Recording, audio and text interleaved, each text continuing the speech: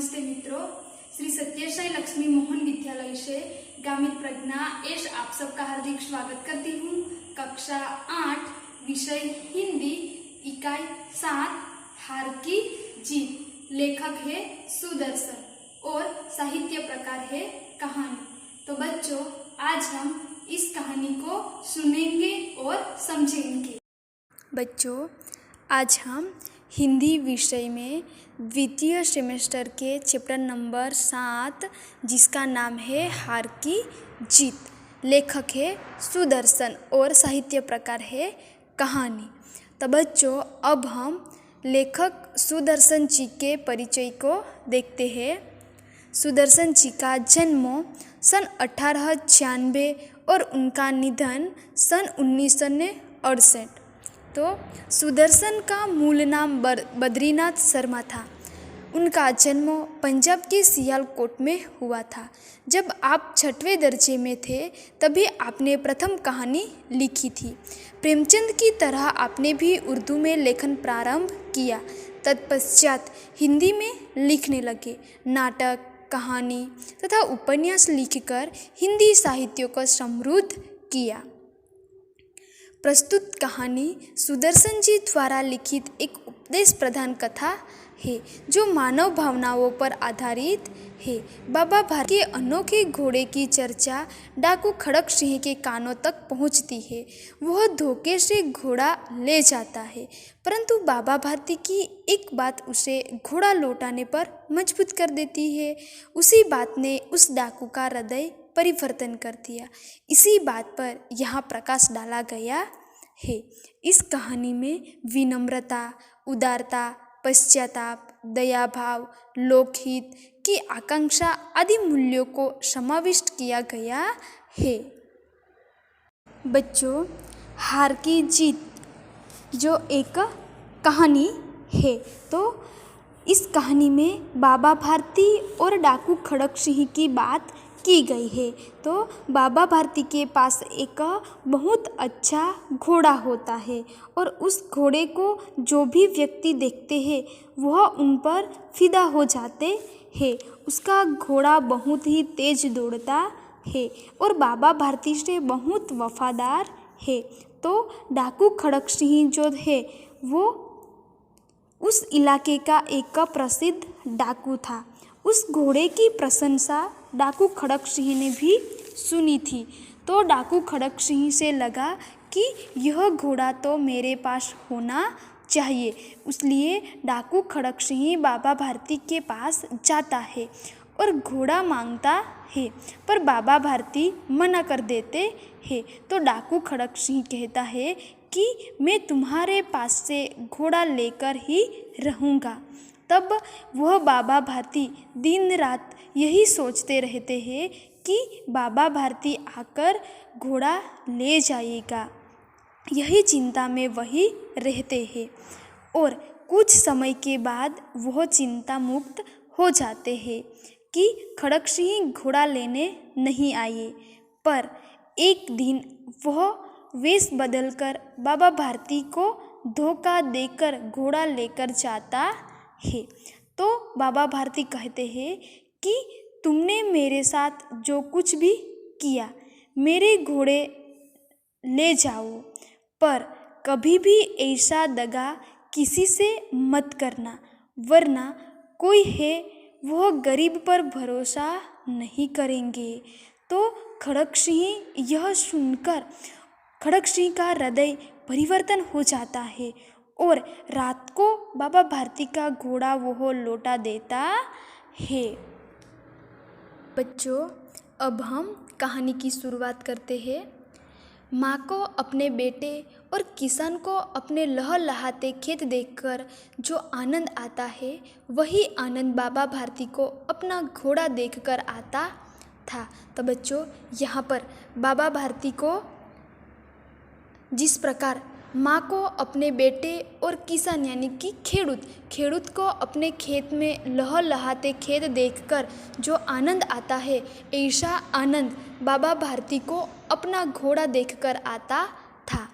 भगवत भोजन से जो समय बचता वह घोड़े को अर्पण हो जाता और बाबा भारती जो है वो एक भगवत भोजन करने वाला एक संत पुरुष थे। तो बाबा भारती भगवत भोजन के बाद जो उन्हें समय मिलता था वो अपने घोड़े के लिए अर्पण करता था। वह घोड़ा बहुत ही सुंदर और बलवान था। इसकी जोड़ का घोड़ा सारे इलाके में न था।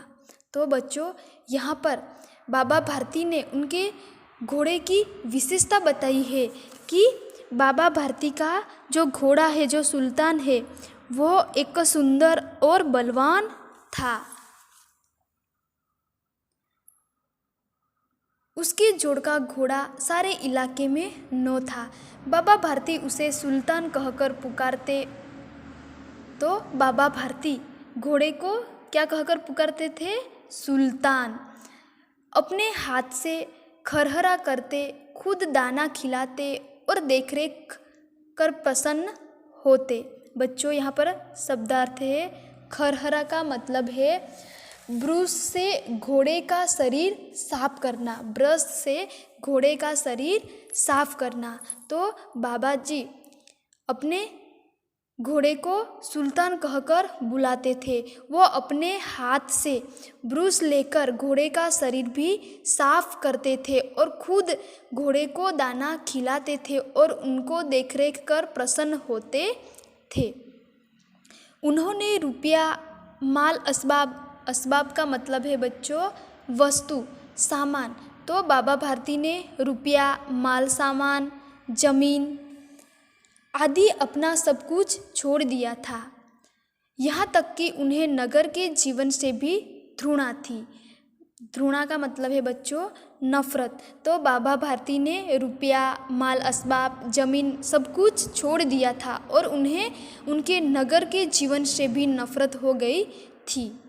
अब गांव के बाहर एक छोटे से मंदिर में रहते और भगवान का भोजन करते थे। मैं सुल्तान के बिना नहीं रह सकूंगा, उन्हें ऐसा लगने लगा था। तो बाबा भारती गांव के बाहर एक छोटे से मंदिर थे। उस मंदिर में वो भगवान के भोजन करते थे और बाबा भारती को ऐसा लगने लगा था कि वो सुल्तान के बिना कभी नहीं रह सकेंगे। वे उसकी चाल पर लट्टू थे।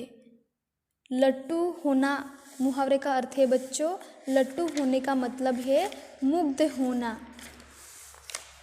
तो बाबा भारती घोड़े की चाल पर मुग्ध हो गया था। कहते ऐसे चलता है जैसे मोर घटा को देखकर नाच रहा हो। तो बाबा भारती का जो घोड़ा है वो किस प्रकार चलता है? जिस प्रकार मोर घटा को देखकर नाचने लगता है, इसी प्रकार उनका घोड़ा चल रहा है। जब तक संध्या के समय सुल्तान पर चढ़कर 8-10 मील का चक्कर न लगा लेते उन्हें चैन न आता। बच्चों, मुहावरे का अर्थ है चैन आना, मतलब है मानसिक शांति मिलना। तो जब तक संध्या के समय बाबा भारती सुल्तान पर चढ़कर 8-10 मील चक्कर न लगाते तब तक उन्हें मानसिक शांति नहीं मिलती थी। खड़क सिंह उस इलाके का कुख्यात डाकू था। तो खड़क सिंह जो है वो उस इलाके का एक कुख्यात यानी कि प्रख्यात डाकू था। लोग उसका नाम सुनकर कांपते थे। होते होते सुल्तान की कीर्ति उसके कानों तक भी पहुंची। कीर्ति का मतलब है बच्चों यश। तो बाबा भारती के पास जो घोड़े हैं, तो खड़क सिंह के कानों तक बाबा भारती का जो घोड़ा है उनके घोड़े की जो कीर्ति यश है वो उनके कानों तक भी पहुंचती है। उसका हृदय उसे देखने के लिए अधीर हो उठा और बाबा भारती का जो घोड़ा है उसे देखने के लिए, सुल्तान की कीर्ति को देखने के लिए वो अधीर हो जाता है। अधीर का मतलब है उतावला। तो घोड़े को देखने के लिए वह उतावला हो जाता है। वह एक दिन दोपहर के समय बाबा भारती के पास पहुंचा और नमस्कार करके बैठ गया। बाबा भारती ने पूछा, खड़क सिंह क्या हाल है? खड़क सिंह ने सिर झुकाकर उत्तर दिया, आपकी दया है। कह, इधर कैसे आ गए? सुल्तान की चाह खींच लाई। यहाँ पर बच्चों चाह शब्द का मतलब है प्रेम, इच्छा। विचित्र जानवर है, देखोगे तो प्रसन्न हो जाओगे। मैंने भी बड़ी प्रशंसा सुनी है, उसकी चाल तुम्हारा मन मोह लेगी। कहते हैं देखने में भी बड़ा सुंदर है। क्या कहना, जो उसे एक बार देख लेता है उसके हृदय पर उसकी छवि अंकित हो जाती है। बच्चों, मुहावरे का अर्थ है हृदय में छवि अंकित होना, जिसका मतलब है अच्छी तरह याद रह जाना। बहुत दिनों से अभिलाषा थी, आज उपस्थित हो सका हूँ। अभिलाषा का मतलब है बच्चों इच्छा, और उपस्थित का मतलब है हाजिर।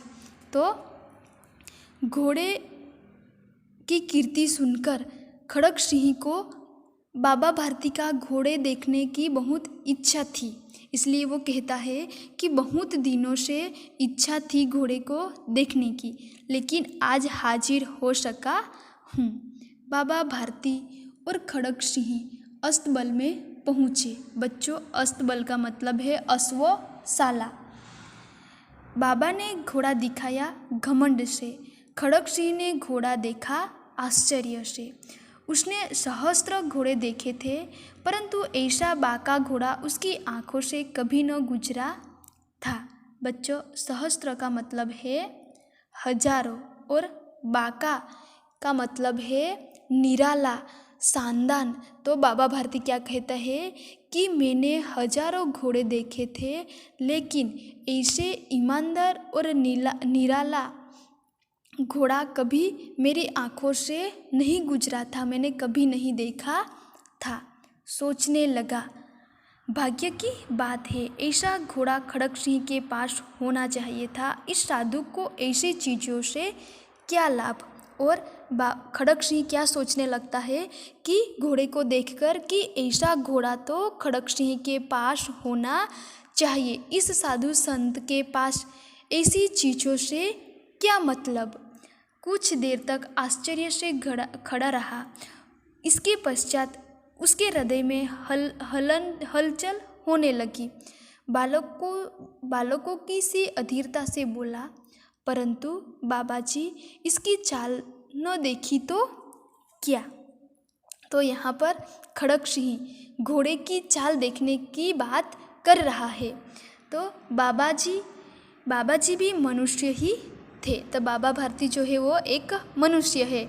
अपनी वस्तु की प्रशंसा दूसरे के मुख से सुनने के लिए उनका हृदय अधीर हो गया, और बाबा भारती एक मनुष्य होने के नाते, मनुष्य का स्वभाव है कि अपनी वस्तु की प्रशंसा हम दूसरे व्यक्ति के मुख से सुने।